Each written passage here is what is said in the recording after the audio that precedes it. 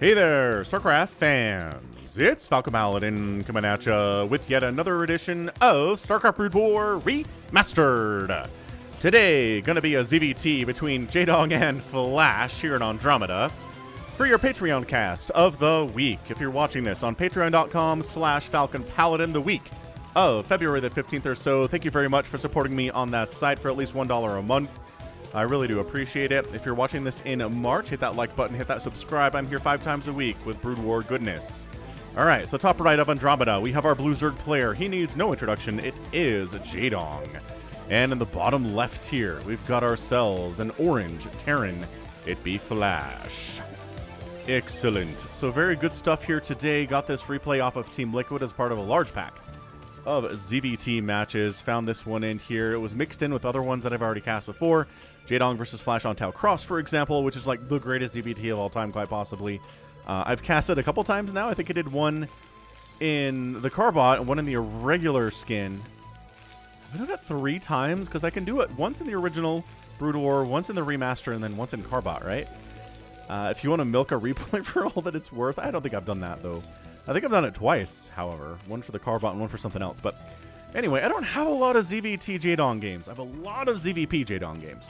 For whatever reason, when he was part of the Hoangsong OZ clan, he played a lot of practice matches against Protoss teammates. We don't really have a lot of his practice matches at all of him against Terrans. So very weird. Very weird we have that kind of a gap in my replay packs. But we've got this one. We've got this one right here. It's ready to rock. I'm very excited to see where we go with this thing. And if it's going to be, you know, a macro style game. And it looks like it's going to be. That's a Hatchet Firster out of Jaedong. And then, okay, so Hatch, Pool, Gas. So not going for crazy fast speedlings, but against a Terran, not really going to work out anyway. And Barracks, you know, Barracks first, walling off this low ground here on Andromeda. Just a fine thing to do. Got a lot of these power generators you can take down and gain access to different parts of the map and kind of mess with your opponent that way, but it takes a long time to take those down, so it's not really an early game strategy to try to make that happen. And actually no gas still here out of Jaedong, which is a little bit surprising. This drone is scouting, like going for a fast third.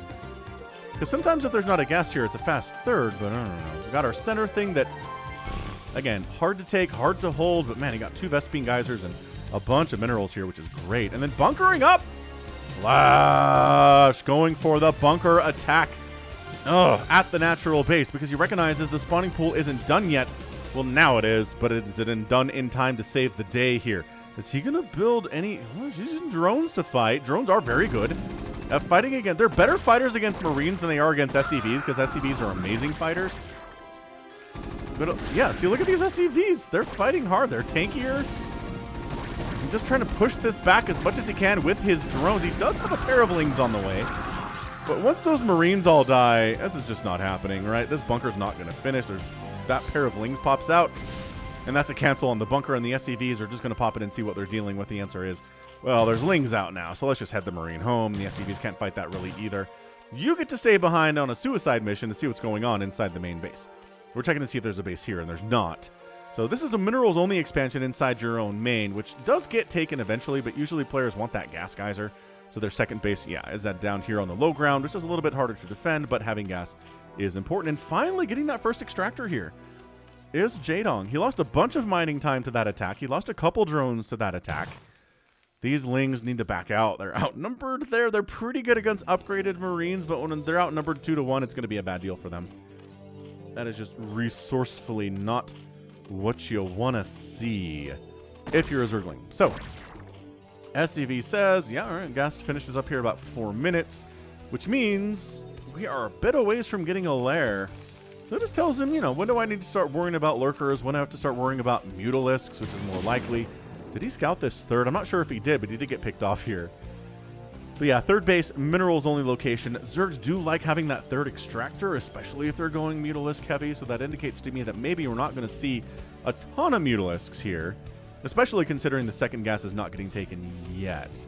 But we're skipping metabolic boost to go right into lair, which tells me it is going to be mutalisks rather than anything else it could be here. Academy coming in, getting that stim upgrade is incredible. Getting comstats really good too in case it is a lurker rush, which it definitely could be. And then, Oh, actually going to knock down this generator himself. What does this give him access to? This high ground. I mean, what you do, I guess, want to worry about here, well, if you're in a TVT, tanks setting up here is bad, but also lurkers setting up here. They can spine to the low ground there, so I bet that's what Flash is worried about. And that's why he's going to take those power generators out. I mean, same thing here, honestly. If you've got some lings, it's not a bad idea to get rid of these in case some tanks show up on a dropship and start firing away at your natural. That'd be super annoying to deal with. So, Lair finished, oh, going for a third CC. Oh, no, that's a barracks. I'm a liar. The barracks footprint is so big, it reminds me of the command center footprint, but the resulting, I guess barracks are pretty big compared to command centers, huh? Yeah, fair enough. Alright, so Lair is done. Let's see if we're going to go for a Spire here, or a Hydralisk 10 Spire, in a location that is not super likely to be scanned. Right, ComSats will check this area, maybe check the natural too. Maybe the last place they'll check is this, so that is going to maybe delay Flash's ability to recognize that it is going to be Mutalisks coming, and that second gas has now been taken. So yeah, we're going to have enough gas for about 9 Mutos. The question is, are we going to continue with that or not? Starport coming in. Is Flash going to go for a traditional 6 to 8 barracks play with Science Vessel support? He does like it. He is more effective with it than anybody else, but we have had some victories for sure on the channel with Terrans just trying to mimic this, trying to do what Flash did with just Marines, Firebats, Medics, and Science Vessels. And they're not as good at it as Flash is, because who's as good at anything as Flash is at this strategy? I don't know. Honestly, don't know. So 3 Sunkens coming up because there's a pretty solid push coming in with 2 Medics on support there. Stim is done too. Plus 1 attack's not going to be part of this, but just, again, forcing the Zerg player to make something other than drones at this stage of the game is super important. So yeah, they forced the Sunkens. They don't have to push in there. They did what they needed to do, and now Jaedong is going to go for some Mutalisks. There you go. 9 Mutalisks getting started here at about 7 minutes. Range upgrade for Marines is going to be really important here. This is about when you want to start making your missile turrets. He's got the Academy, or the Engineering Bay, obviously, because he's going for that attack upgrade we saw earlier, but turret production, there it is. Nope, that's a bunker. That's a turret. All right, so turret production is beginning. The timing is impeccable for Flash, because what else would it be when it is for Flash? Who recently, I did hear about this actually from a couple of you subscribers, which is neat. He ran across a hacker on the ladder. It was a PvP, because Flash was playing Protoss out there. And the enemy must have had a money exploit, because just kept throwing infinite numbers of Zealots at Flash. And he's trying to hold on, and he's got Dragoons, and he's microing to within an inch of his life, and he's trying to get Reavers out to deal with these, and eventually he succumbs because, you know, infinite, like, money exploits are too much to overcome even for Flash if the other player is any good at all, which this person was, right? Anyway, it's an amazing game. If you remind me, I'll put a link to it in the description here, and you can go check it out, because it was linked to me on my channel, and I appreciate the people that did. But really incredible stuff. But yeah, I mean, we're getting a Radiate here. It's not going for a crazy number of barracks yet. Another Mutalisk goes down, a couple Marines die, but not sure these guys have necessarily paid for themselves. As far as they're keeping the Terran here inside, there are 3 bases, or 2 bases, rather. It's okay. It's good. And it's allowing Jaedong the time to get this 4th base up while he tries to tech into lurker stuff. And by that, I mean he's going right for a hive. He's not getting... Wow, he's not going lurkers at all. That seems incredibly dicey. Not going lurkers against this strategy of all the Marines known to Terran kind with medic support is rough stuff. God, the Irradiate hot, pretty good split there. Ling's running down, just doing a quick check. Enemy count check. How many are there? A million billion. All right, cool. Well, let's get metabolic boost. We just finished up speed. Maybe he's trying to get into Dark Swarm. Ling Muta can really work here, even if you don't have any lurkers, but it's tough. I'm really shocked Jaedong is not going for lurkers at all here. Yeah, Ling's okay, all right. No, can he clean this out? Okay, that was pretty good. Yeah, a lot of Lings died, but it whittled down that Marine count substantially. Look at him expanding up here, too. Dude, Jaedong. Jaedong is feeling it right now. And then he brings up some more Lings and Mutas and clears this out. He's getting adrenal glands. He's getting +1 attack for his lings. They got +1 carapace already. The mutas have no attack upgrades either. I'm not sure we're planning on sticking with mutalisks forever. This might be more of a crazy Zerg strategy where we get an Ultralisk Cavern here sooner rather than later. And there it is. Ultralisk Cavern is beginning somewhere. Oh, right here in the middle of Nowheresville. Got it. In between the third base and the first base. So this is, yeah, this is basically crazy Zerg in a lot of ways. Just Ling, Ultralisk, some mutas to buy some time early to provide some stuff. And we're not making Mutalisks anymore. We're going to save our gas for those Ultras, and we'll see how Flash handles this. Traditionally, how you want to handle it, at least according to what Artosis says, is you want to get armor up, right? You're getting armor upgrades on your Marines. So they're a little bit tankier, especially against the enemy Adrenalings, which, man, Adrenals, there you go. Adrenal's done. So you're more likely to jump in here when it's complete. Is this bait? Is he like, oh no, don't kill my third base in the top left. Whatever will I do? But really, this is the third base down here? Or maybe he wants both. I don't see why he wouldn't want both. But losing one is worse. Well, not as bad as losing one if you only have one, right? If you got 2 third bases, you have 2 third bases, you're better off. All right, Ling's getting up here. They've got the Adrenal. They've got the +1 attack. Can they save this? Obviously going to kill the drones first. Just trying to kill the hatchery is not guaranteed damage, and then, yeah, you're all dead. Back behind the mineral lines is best positioning you could possibly do, but dang. Crushed it. Some drones died here, but they're getting replaced instantly. Medic corpses litter the ground. Dude, he's expanding here. Jaedong, you monster. Is this just bait too? He's like, yeah, kill this. Please, no. Don't kill this, my 2 basing, actually now 3 basing, Terran Flash opponent. Should we be playing mind games with Flash? That seems insane. Nobody does that. Chitinous plating's on the way. Do we actually have any Ultras out yet? We're just buying time to get upgrades for the Ultras, and then we'll make some Ultras, I guess. Fire Bats. Yes. This is a lot of Fire Bat. Against the Lings, though, but oh my gosh, is it not enough? This is another cleanup.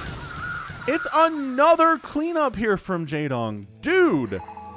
4 Ultralisks at a time are in production. Jaedong is on 3 bases, sure. He is on 1, 2, 3, 4, 5, 6, 7, 8, 9 racks. Hey, hey, hey.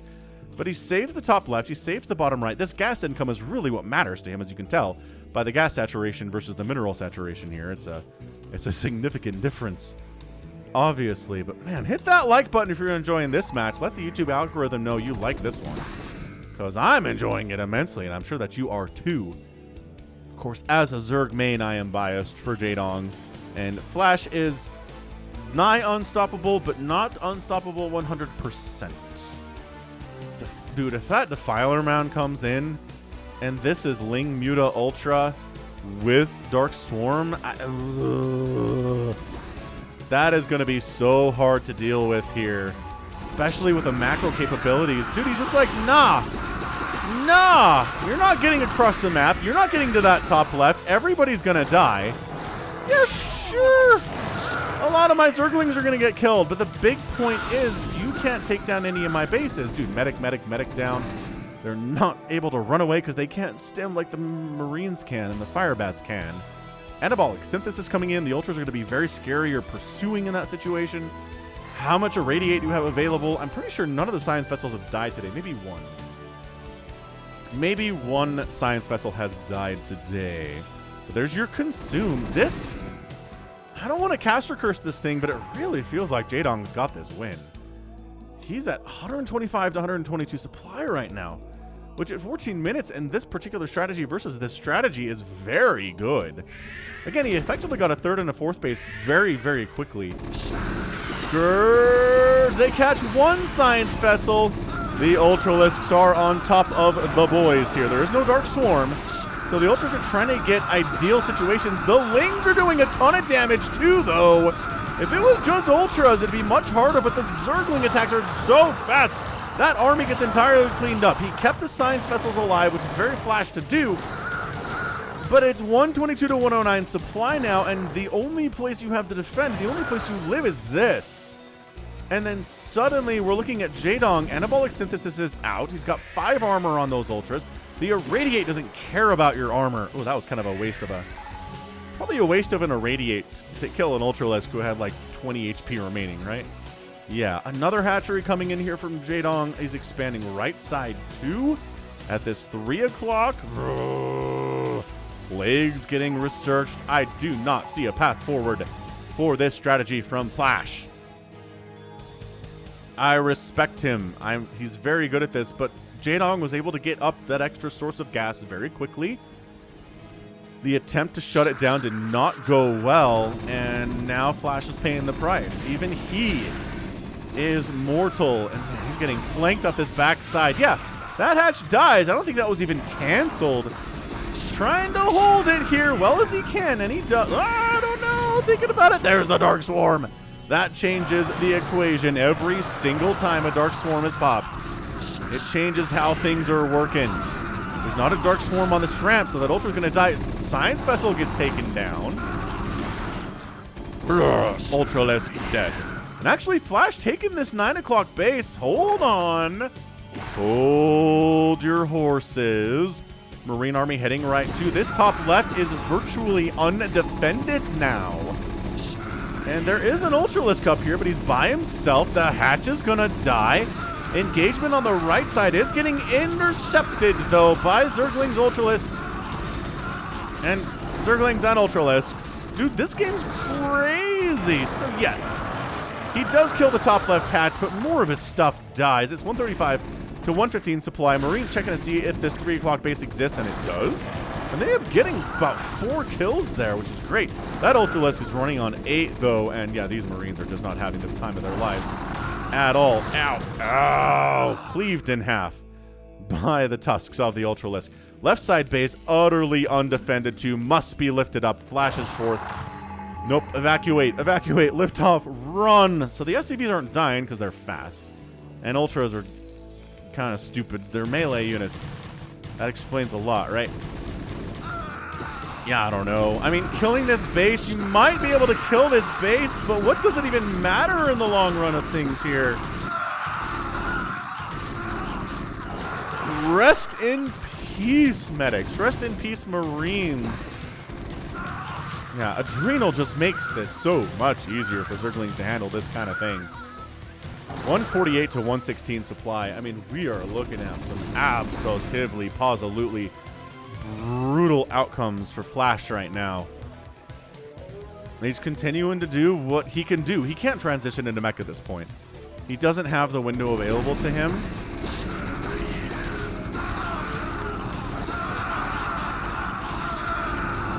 That is so many Ultralisks. This is even without Dark Swarm, and that's it. Flash leaves the game.